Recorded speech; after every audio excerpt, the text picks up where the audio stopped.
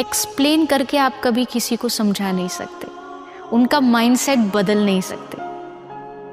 जिसने आपके बारे में जो राय बना ली वो उसी पर ही रहेगा। सारा खेल यहाँ अपनी मानसिकता का है। कोई समझे ना समझे, हम उनको समझाने भी नहीं जाते। जिसकी जैसी मानसिकता है वो आपको वैसे ही समझेगा। उसके लिए आप बुरे हो तो बुरे हो, उसके लिए अच्छे हो तो अच्छे हो। इसलिए अच्छा ये है कि आप अपना काम करो और आगे बढ़ो। मुझे इससे अच्छा जवाब कुछ नहीं लगता।